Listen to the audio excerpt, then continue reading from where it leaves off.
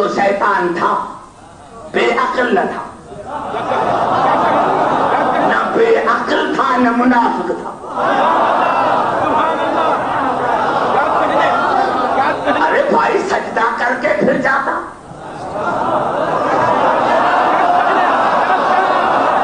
سجدہ کر کے پھر جاتا۔ شیطان نے کہا عبدالحکیم کافر صحیح منافق نہیں، ایمان لا کر پھر جاؤ، یہ میرے سے نہیں ہوگا۔ اللہ نے کہا کہ میں آدم کو زمین کا خلیفہ بنا رہا ہوں، اور ایک دم کہا قال رأيتك هذا الذي كرمت علي، یا اللہ یہ کرم اللہ ہے کیا؟ یا اللہ یہ کرم اللہ ہے کیا؟ یعنی شیطان کو اتنا پتا تھا کہ اللہ کا بنایا ہوا کرم اللہ ہوتا ہے۔ شیطان کو بھی اتنا پتا ہے کہ اللہ کا بنایا ہوا کرم اللہ ہوتا ہے، یعنی دل سے نہیں مانا، زبان سے اقرار کیا۔ اور ایک عجیب جملہ یہ جو آیت میں پڑھ رہا ہوں یہ سورۃ بنی اسرائیل کی ہے، لَئِنْ أَخَّرْتَنِ إِلَىٰ يَوْمِ الْقِيَامَةِ لَأَحْتَنِكَنَّ ذُرِّيَّتَهُ إِلَّا قَلِيلًا، یا اللہ مجھے قیامت تک مہلت دے، میں اس کے اولاد کو کچل دوں گا، اولاد کو۔ بڑا جملہ، دیکھو ہزاروں کے تعداد میں آپ بیٹی ہیں۔ شیطان کسی فرد کا نام نہیں، شیطان کردار کا نام ہے، شیطان سیرت کا نام ہے۔ شیطان کی سیرت کیا ہے کہ پہلے مانا کہ یہ کرم اللہ ہے، اللہ نے جب دیا جواب دیا کرم اللہ ہے تو کیا کہا؟ لَئِنْ أَخَّرْتَنِ إِلَىٰ يَوْمِ الْقِيَامَةِ، یا اللہ اگر تو مجھے قیامت تک مہلت دے، لَأَحْتَنِكَنَّ ذُرِّيَّتَهُ إِلَّا قَلِيلًا، تو میں اس کے شیطان کو کچل، اس کے اولاد کو کچل دوں گا۔ شیطان دشمنی ہے آدم سے تو آدم کو کچل دے،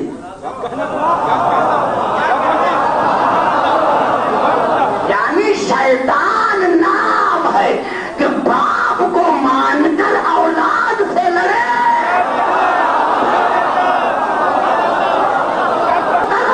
میں نے عرض کیا تبصرے کرنے کی کوئی ضرورت نہیں، تو ارے شیطان باقی اور ہادی نہیں ہے، اور عجیب ہے، شیطان بھی عجیب ہے۔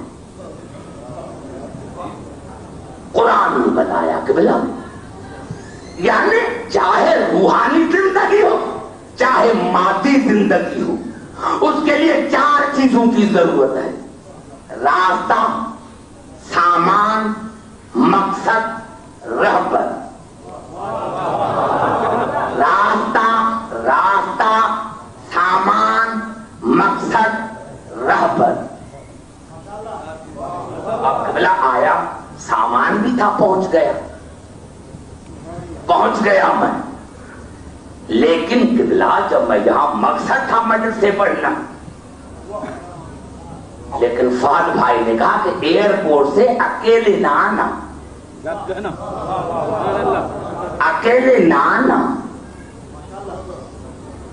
توجہ ہے میری گفتگو پر، ہم خود آپ کو لینے کے لیے آئیں گے۔ ارے بھائی جو رہبر آئے اگر اس کو ہی راستے کا پتہ نہ ہو، میں گاڑی میں بیٹھا اور مجھ سے پوچھا کس راستے سے چلنا ہے،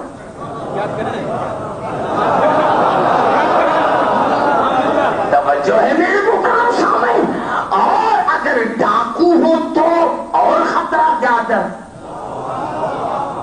تو قبلہ یہی سبب ہے کہ اللہ نے کہا انہو یراکم ہو وقبیلہ لا ترونہم، انہو یراکم ہو وقبیلہ من حیث لا ترونہم، تم جہاں بھی جاتے ہو جہاں بھی تو شیطان تمہیں دیکھتا ہے، تم اس کو نہیں دیکھتے، چاہے دبئی میں رہو چاہے پاکستان میں رہو،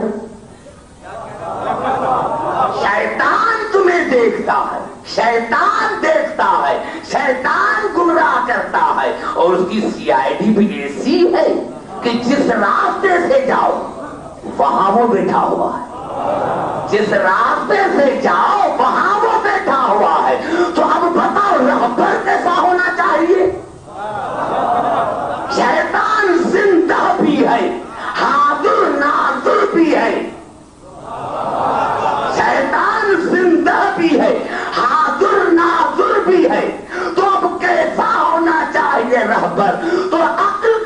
تقاضا یہ ہے کہ اگر شیطان زندہ ہے تو امام کو بھی زندہ ہونا چاہیے، اگر شیطان حاضر ناظر ہے تو امام کو بھی حاضر ناظر چاہیے، اور اگر شیطان کا ہمارے اوپر تسلط ہے تو رہبر ایسا ہونا چاہیے جس کا شیطان پر اقتدار، وہ یہ نہ کہے کہ اگر میرے اوپر شیطان سوار ہو جائے۔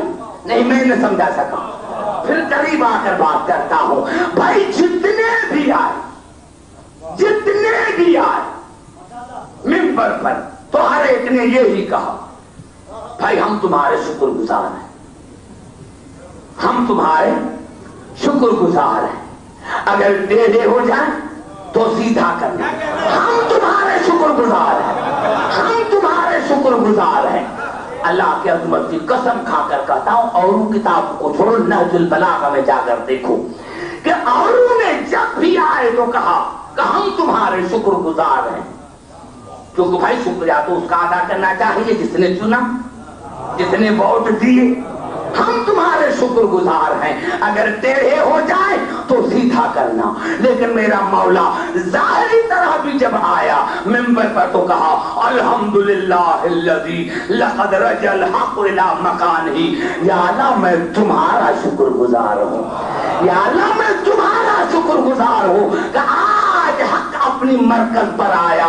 ابھی پتہ نہ چلا، ارے جو انسان کے بنائے ہوئے تھے انہوں نے انسانوں کا شکریہ ادا کیا، اور جو اللہ کا بنایا ہوئے